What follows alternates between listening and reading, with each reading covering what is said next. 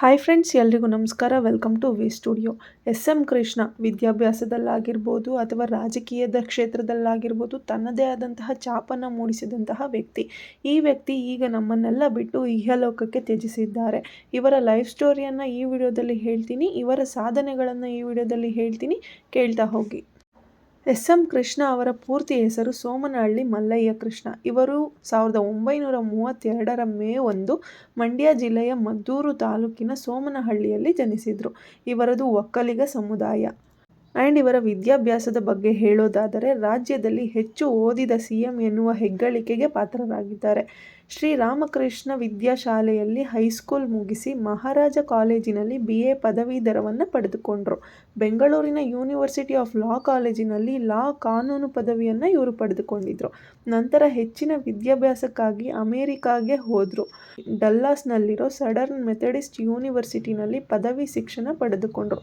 ನಂತರ Washington university ಲಾ ಸ್ಕೂಲ್ನಲ್ಲಿ full bright scholar ಆದರು. ಇವೆಲ್ಲ ಸಾಧನೆಗಳನ್ನು ಮುಗಿಸಿ ಮತ್ತೆ ಭಾರತಕ್ಕೆ ಹಿಂತಿರುಗಿ ಬಂದಿದ್ರು. ಇಷ್ಟೆಲ್ಲ ಓದಿದ ನಂತರ ರಾಜಕೀಯಕ್ಕೆ ಪ್ರವೇಶ ಪಡೆದುಕೊಂಡರು.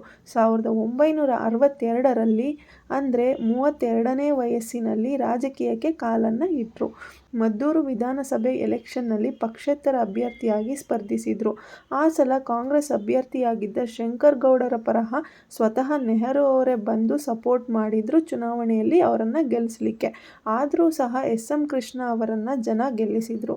ನಂತರ ಎಸ್.ಎಂ. ಕೃಷ್ಣ ಅವರು ಪ್ರಜಾ ಸೋಷಲಿಸ್ಟ್ ಪಕ್ಷವನ್ನು ಆಯ್ಕೆ ಮಾಡಿಕೊಂಡರು. 1967ರಲ್ಲಿ ಸೋಲನ್ನು ಕಾಣ್ತಾರೆ. 1968ರಲ್ಲಿ ಮಂಡ್ಯ ಲೋಕಸಭಾ ಚುನಾವಣೆಯಲ್ಲಿ ವಿನ್ ಆಗ್ತಾರೆ. ನಂತರ ಕಾಂಗ್ರೆಸ್ ಸೇರಿದ ಎಸ್.ಎಂ. ಕೃಷ್ಣ ಅವರು 1971ರಲ್ಲಿ ಮತ್ತೆ ಜಯ ಸಾಧಿಸಿದರು. ಆದರೆ 1972ರಲ್ಲಿ ತಮ್ಮ ಸಂಸದಾ ಸ್ಥಾನಕ್ಕೆ ರಾಜೀನಾಮೆಯನ್ನು ಕೊಟ್ಟು ರಾಜ್ಯದಲ್ಲಿ MLC ಆಗಿ ಆಯ್ಕೆ ಆದರು. ನಂತರ 1982ರ ಲೋಕಸಭಾ ಚುನಾವಣೆಯಲ್ಲಿ ಮತ್ತೆ ವಿನ್ ಆದರು. 1984ರ ಚುನಾವಣೆಯಲ್ಲಿ ಸೋಲನ್ನು ಕಂಡರು. ನಂತರ ಶಾಸಕರಾಗಿ, ಸ್ಪೀಕರ್ ಆಗಿ ಕೆಲಸವನ್ನು ಸಹ ಇವರು ಮಾಡಿದ್ದಾರೆ. 1993ರಲ್ಲಿ DCM ಕೂಡ ಆದರು. 1999ರಲ್ಲಿ KPCC ಅಧ್ಯಕ್ಷರಾಗಿ ಸಹ ಇವರು ಕೆಲಸವನ್ನು ನಿರ್ವಹಿಸಿದ್ದಾರೆ.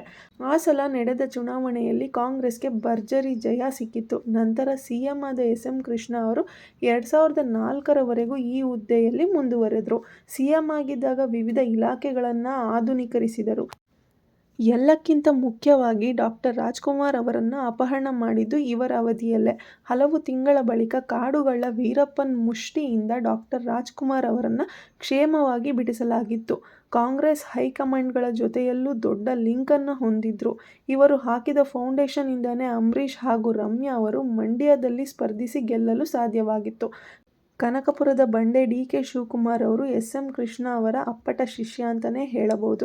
ಯಾಕೆಂದರೆ DK ಶಿವಕುಮಾರ್ಗೆ ರಾಜಕೀಯದಲ್ಲಿ ಅವಕಾಶಗಳನ್ನು ಕೊಟ್ಟಿದ್ದು ಎಸ್.ಎಂ. ಕೃಷ್ಣ ಅವರು. CM ಹುದ್ದೆಯ ನಂತರ ಮಹಾರಾಷ್ಟ್ರದ ರಾಜ್ಯಪಾಲರಾಗಿ ಸೇವೆಯನ್ನು ಇವರು ಸಲ್ಲಿಸಿದರು. ನಂತರ ಎಸ್.ಎಂ. ಕೃಷ್ಣ ಅವರು 2008ರಲ್ಲಿ ವಿದೇಶಾಂಗ ಸಚಿವರಾಗಿ ಕೆಲಸವನ್ನು ಸಹ ಮಾಡಿದರು. 2017ರಲ್ಲಿ ಇವರನ್ನು ಸೈಡ್ಲೈನ್ ಮಾಡಿದ ಕಾರಣಕ್ಕೆ ಕಾಂಗ್ರೆಸ್ಸನ್ನು ಬಿಟ್ಟು BJP ಸೇರಿಕೊಂಡರು. ರಾಜಕೀಯ ಜೀವನವನ್ನು ಬಿಟ್ಟು ವೈಯಕ್ತಿಕ ಜೀವನ ನೋಡೋದಾದರೆ ಇವರ ಪತ್ನಿಯ ಹೆಸರು ಹೇಮಾ. ಇವರಿಗೆ 2 ಮಕ್ಕಳಿದ್ದಾರೆ. ಎಸ್.ಎಂ. ಕೃಷ್ಣ ಅವರ ಮೊಮ್ಮಗ DK ಶಿವಕುಮಾರ್ ಮಗಳನ್ನು ಮದುವೆಯಾಗಿದ್ದಾರೆ. ಇಷ್ಟೆಲ್ಲ ಸಾಧನೆಯನ್ನು ಮಾಡಿರುವ ಎಸ್.ಎಂ. ಕೃಷ್ಣ ಅವರು 2024 ಡಿಸೆಂಬರ್ 10ರಂದು ಬೆಳಗ್ಗೆ ಸುಮಾರು 3:30ಕ್ಕೆ ಕೊನೆ ಉಸಿರೆಳೆದು ಇಹಲೋಕಕ್ಕೆ ಸೇರಿದ್ದಾರೆ.